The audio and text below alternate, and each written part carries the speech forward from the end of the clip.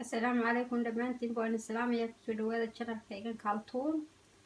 waxa weeyaan cunto kale oo maanta aan samaynayo oo hamburger ah hamburger kama koro shiilaynaya marka hamburger-kii aan sidaa u shiilay haddaad doonto saliid baa ku darsan kartaa haddaad doonto saliid kuma darsan kartid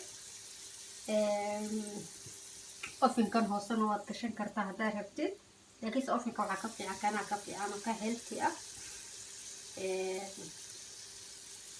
markaas ula socda iyo sidaan ugu gurayo hamburgerka roogidiisa markaas isku soo noqdo wanaagsan. Assalaamu calaykum, isku soo noqdo wanaagsan. Waa kaas hamburgerkii aan dul saaray kajabna waan ku daray mayonnaise kaasna waan ku darayaa oo kaas waxa weeyaan hamburgerka oo lagu cuno aad buu macaan yahay saas dusha uga daraysaa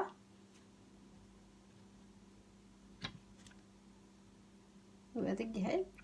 dusha uga daraysaa saas marka dambana u saaranaysaa oo 1 2 3 markaas saas uu qurux badan yahay insha Allah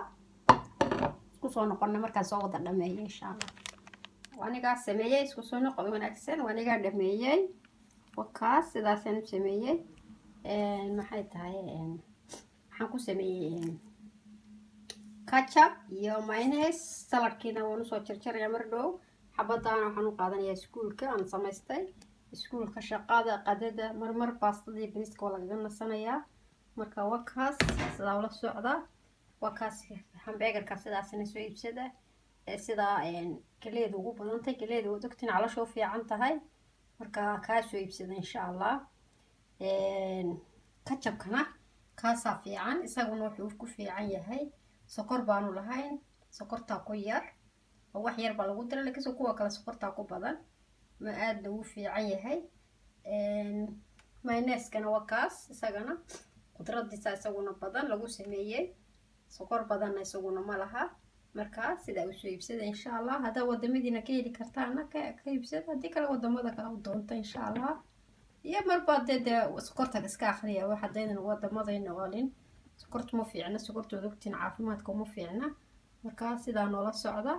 marka salaamu calaykum channelkaygana subscribe like share inta way saara waa channel cusub waxyaabo badan baan soo gelinaynaa insha Allah oo cuntooyin kala duwan oo caafimaadka u fiican oo carruurtana u fiican oo kana la socda insha Allah salaamu calaykum.